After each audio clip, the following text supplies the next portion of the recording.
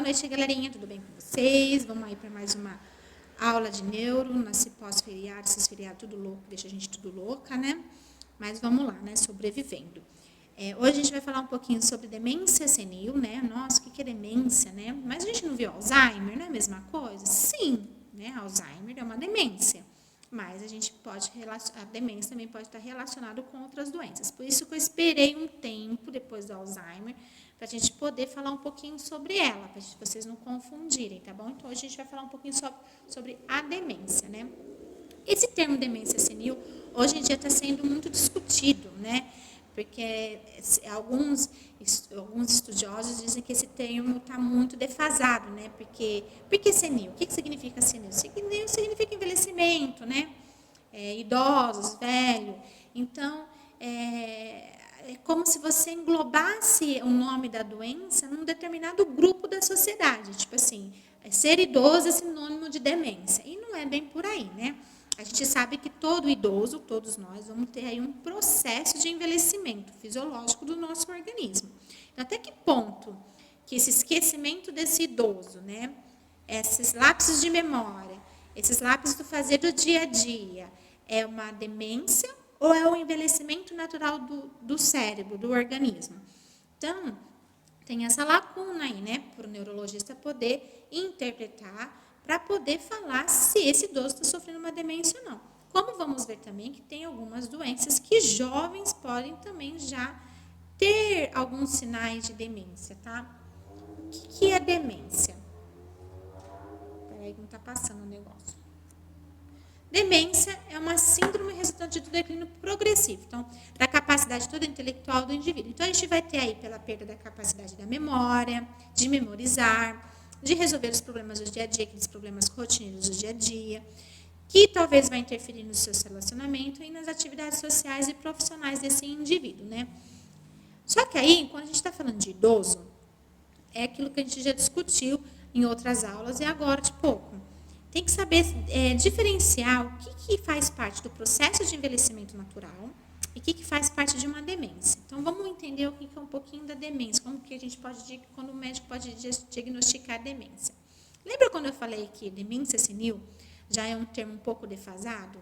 Então, novo nome que está sendo, mas vai demorar um pouco para ser introduzido, mas hoje, dentro dos sintomas do Alzheimer já é introduzido, sem ser a palavra demência, é o transtorno neurocognitivo maior.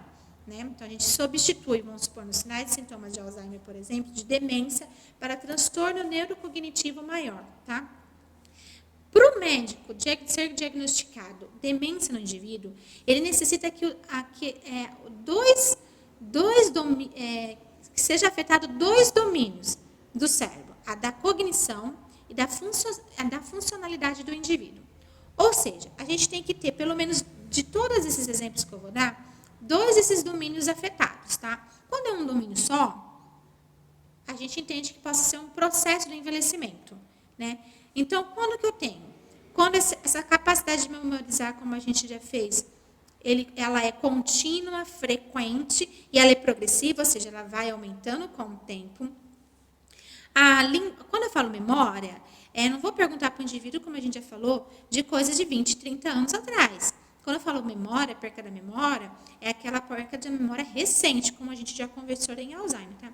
A linguagem, então, ele começa a ter dificuldade em se expressar palavras, compreender palavras. Déficit de atenção pode vir também. Esse déficit de atenção pode vir a não conseguir concentrar, mas não porque ele está com falta de atenção, é porque ele rapidamente perde a noção daquilo que ele estava fazendo alguns minutos atrás. Então, isso dá uma sensação de falta de atenção. Tá? Funções executivas, percepção visoespaciais e cognição social. É muito comum, às vezes, o paciente ficar um pouco mais irritado com toda essa circunstância. Tá?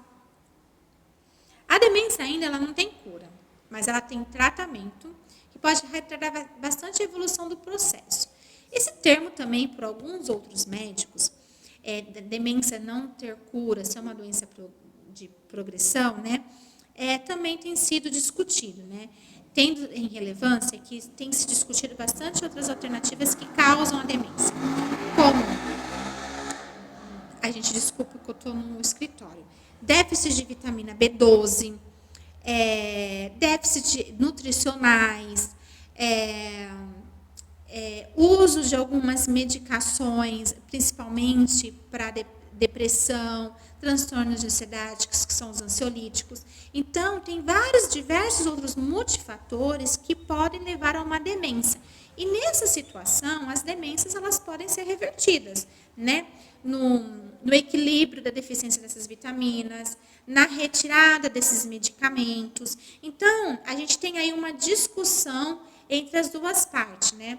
Agora, a gente já tem aquela demência como no mal de Alzheimer, aquela perca cognitiva como os AVCs, aqueles pequenos infartos nas artérias, a arteriosclerose, que elas aí são as demências irreversíveis, tá bom? Então, tem uma discussão nessa questão que a demência ainda não tem cura. Tudo precisa saber qual o fator que levou essa demência, tá bom? Por isso que eu falei que, às vezes, alguns jovens podem ser acometidos, né? Porque alguns jovens podem ter deficiência nutricional. Então, a gente tem, assim, muitos pacientes que têm problemas com anemia, ou, às vezes, na questão da baixa economia, né? Desenvolvimento econômico. Então, isso pode tudo ocasionar deficiências mentais, tá? Demências cerebrais. Que com você repondo todos esses nutrientes, né? No organismo, você pode ter reversão dessa demência, tá? A gente não tem aquele ditado assim, quando eu estou com fome eu não penso direito. É mais ou menos essa questão, tá? Bom, o caso também merece atenção, porque às vezes a demência, principalmente em pacientes jovens, pode ser muito confundido com a depressão, tá? Porque a depressão, você tem a lentidão, você tem lapsos de memória, né? Você tem uma perca de atenção especial, né? A gente tem que ter uma atenção especial ao paciente que deve ser levado ao médico. Por quê? Ele pode ter uma falta de perca de interesse de tudo. Quem sofre de demência perde o interesse de tudo. No começo da doença, ele perde porque ele começa, como a gente já conversou em Alzheimer, né? Ele começa a ficar envergonhado, né? Ele tem a percepção dessas percas. E depois, com a doença mais avançada, na verdade, ele começa a ficar mais dependente. No indivíduo jovem, é fácil se confundir. Muitas das vezes, o indivíduo passa por um processo depressivo. Não é comum demência em jovens. Isso não é comum, não, tá? Mas a gente não pode desprezar a possibilidade de haver também demências em jovens em situações físicas que a gente acabou de discutir, tá? Então, o jovem deprimido, ele perde o interesse sexual por atividades lúdicas, que nem são os esportes, né? Que são interesses, às vezes, aquilo que eles gostam, tipo uma aula de música, né? Então, é muito fácil ele perder esse interesse e a mente ficar lenta, né? Então, tem que esse jovem quando eu digo adolescente, até seus 50 anos de idade, tá? Então, tem que ser levado em consideração muitos fatores para o médico poder avaliar, tá? Principalmente, que aí vai estar entrando em questão também, as doenças que já são existentes nesses pacientes. Se o paciente já sofre de depressão, faz uso já de algum medicamento contínuo, né? Que aí ajuda o médico bastante. O idoso deprimido, ele já manifesta fundamentalmente um distúrbio de atenção, de concentração e de memória. Então, também aí há um desafio para o médico. Quando a gente olha quanta coisa pode confundir um diagnóstico, né? Então, a demência, ela pode ser confundida muito com a depressão. Então, um idoso depressivo, ele parece que pode estar com uma demência, porque ele vai estar com distúrbio de atenção, falta de concentração, falta de memória, tá? Então, pode ser muito confundido, por isso o diagnóstico não é feito assim, né? O médico, ele vai ouvir o paciente, ele vai ouvir a pessoa que vai levar esse idoso até o médico para poder fazer suas comparações, tanto clínica depois por ressonâncias magnéticas de imagem, que na verdade só auxiliam aí para complementar o diagnóstico, tá? Mas o diagnóstico de demência mesmo é pelos sintomas clínicos, tá bom? Bom, como eu disse lá na frente, esses sintomas também são sintomas de demência, né? Então, quando a gente tem depressão, e tanto quando a demência ela diagnosticada no comecinho, as chances de o indivíduo ter uma vida e voltar a uma vida normal é muito positiva, tá? A gente também tem a doença frontotemporal. O que é a doença frontotemporal? Atinge de 5 a 10% dos casos de demência. O que é uma doença frontotemporal? A doença frontotemporal é uma demência relacionada muito à personalidade, a comportamento do indivíduo. Ou seja, é muito comum uma pessoa falar assim, nossa, não reconheço mais essa pessoa. Né? Mais idoso, aí acima de 60 a 65 anos, ou 70 ou 75 anos. Tá? Não estou reconhecendo essa pessoa. Ele não age desse jeito. É muito comum uma pessoa ser bem ética, tipo, uma pessoa normal, né? Então, tipo, sabe se comportar nos ambientes, não tem palavreados chulos, né? Tem um comportamento, vamos supor, mais certinho. E, de repente, essa pessoa começa a se transformar, né? Tudo que ela fazia antes, ela faz completamente ao contrário. Ela, às vezes, fica muito com a questão sexual aflorada, mais irritado. É como se outra pessoa dominasse aquele corpo, porque é muito comum o acompanhante dessa pessoa vir falar, nossa, eu não conheço essa pessoa.